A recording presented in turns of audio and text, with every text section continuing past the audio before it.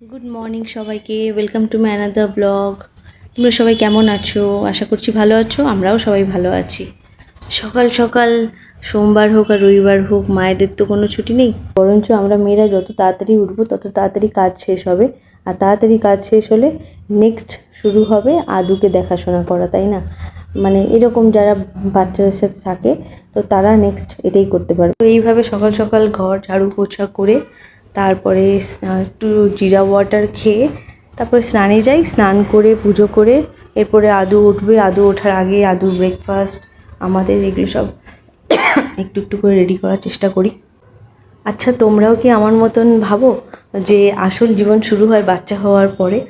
কারণ বিয়ের আগের মুহূর্তটা থাকে একদম স্বপ্নে স্বপ্নে ভাসছি, যে প্রেম প্রেম ভাব যেরকম হয়, যে বিয়ে হবে, অন্যজনের ভিডিও দেখলে, সেটা অ্যারেঞ্জ হোক সেটা নয়, অন্যজনের ভিডিও দেখলে এরকম সাজবো, ওটা করব। বিয়ের পরে একদম মাথায় চড়ানো থাকে। তারপরে বিয়ের পরে যখন বাচ্চা হয়ে যায়, অবভিয়াসলি আউট অফ ফ্রাস্ট্রেশন যায়, কারণ বডির ওপর দিয়ে এত চেঞ্জেস যায়। আর ছেলে হোক মেয়ে হোক দুজনেরই ঘুমের পুরো সব কিছুই পুরো রুটিন একদম চেঞ্জ, দিন কি রাত বোঝা যায় না। তো এই সব মিলিয়ে না আমার মনে হয় যে আসল জীবন শুরু হয় বাচ্চা হওয়ার পরে। তখন বোঝা যায় কে কার কতটা কম্প্যাটেবল বা কতটা অ্যাডজাস্ট করে বা কি কতটা ভালোভাবে এরা থাকতে পারে।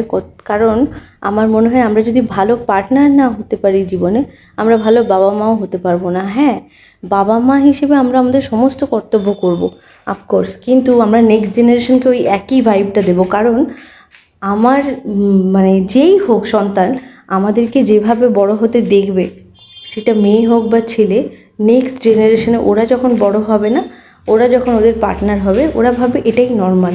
মানে কাউকে না বোঝাটাই নর্মাল, বা শুধু টাকা রোজগার করাটাই নাকি জীবনের মানে একটা একমাত্র কি বলবো লক্ষ্য। টাকা তো অবভিয়াসলি দরকার জীবনে বাঁচতে গেলে, পড়াশুনো আছে, সব কিছুর জন্যই টাকা পয়সা দরকার। টাকা পয়সা ছাড়া কিচ্ছু হয় না। তো কিন্তু এর মাঝেও আমরা কিভাবে বাবা মা হিসেবে বা অ্যাজ এ হাজব্যান্ড ওয়াইফ আমরা কিভাবে থাকি, কিভাবে ট্রিট করি, ঝগড়া হোক আর যাই হোক ওটা আমরা সর্ট করি না করি, বা আমরা কিভাবে কথা বলি না বলি, এগুলো সব একটা সন্তানের উপরে ডিপেন্ড, মানে মনের মধ্যে থেকে যায়। কারণ আমরা ভাবি যে ও তো বাচ্চা, ও বুঝবে না, ও ছোটো থেকে এগুলো দেখেই বড় হয়েছে যে ফাইট হলেও এটা কখনো রিজলভ হয় না।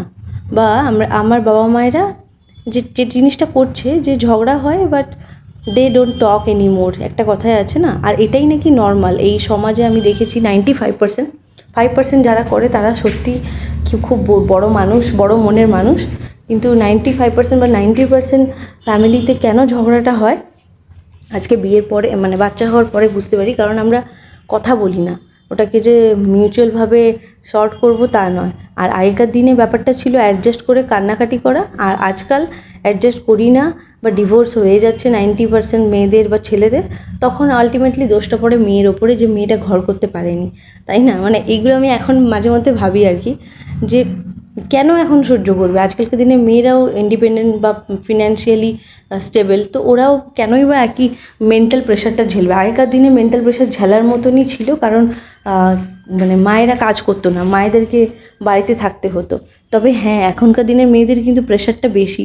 আমি এখন কাজ করছি না, কিন্তু অ্যাজ এ ওয়ার্কিং ওমেন যারা কাজ করছে না, যারা ওয়ার্কিং মাদার, তাদের বাড়িতেও কি চলছে না চলছে, বা বাড়িতে এসে কাজও করতে হয় টুকটাক, প্লাস অফিসও দেখতে হচ্ছে। কারণ যদি ফিনান্সিয়ালি আবার মানে স্টেবল না হয়, বেশিরভাগ হাজবেন্ডরা বা নিজেদের মধ্যেও একটা এমন চলে এসেছে না, যে হাত পাতবো না, বা নিশ্চয়ই তারা ভালোবেসে দিল ঠিক আছে, কিন্তু প্রত্যেকটা জিনিসের জন্য কেন কি চাইবো? কারণ এখনকার দিন যুগ পাল্টেছে, যুগের সাথে সাথে সবাইকে পাল্টাতে হয়।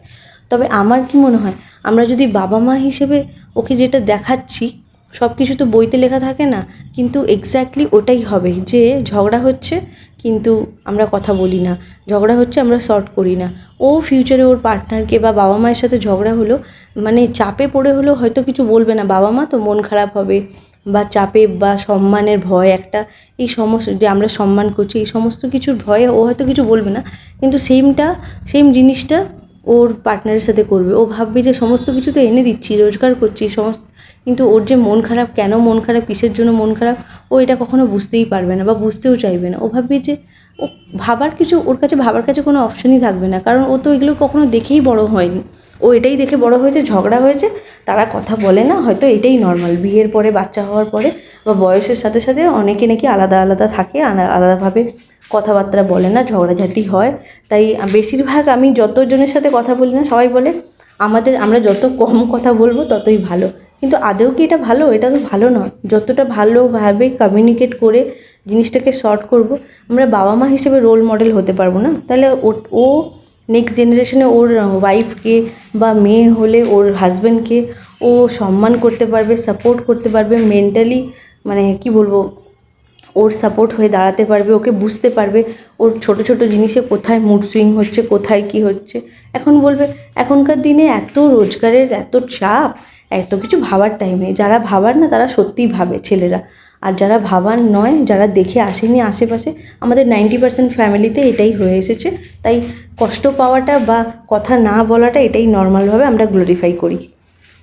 তাই আমার মতে বিয়ে করলেই বা টাকা পয়সা রোজগার করলেই যে হাজব্যান্ড ওয়াইফ বা বাবা মা হয়ে রোল মডেল হব, মোটেই তা নয়। বরঞ্চ আমরা এটার দিকে ধ্যান দেওয়া উচিত, আমরা কিভাবে আমাদের সম্পর্কটাকে ভালো রাখবো, মানে অন্যদের থেকে একটু আলাদা থাকবো, আমাদের সেটার উপরে কাজ করা উচিত, তাই না? ভগবানের কাছে এটাই প্রার্থনা করি, আর আমরাও চেষ্টা করব যেন ও ভালো মানুষের মতন মানুষ হোক আমার ছেলে। আর ভালো লাইফে পড়াশোনাটার তো দরকার আছেই, সাকসেস দরকার, তার সাথে সাথে ও যেন ওর পার্টনারের ফিলিংস সমস্ত কিছুকে যেন ভ্যালু দিতে পারে। অ্যাটলিস্ট আমি মা হয়ে আমি এটাই চাইবো, মা হয়ে, মেয়ে হয়ে, আমার যেখানে যেখানে খারাপ লাগে বা আমি সংসার থেকে যা যা শিখছি, আমি যেন ওকে এইটুকু গড়ে তুলতে পারি, ভগবান আমাকে এই শক্তি দিয়ে।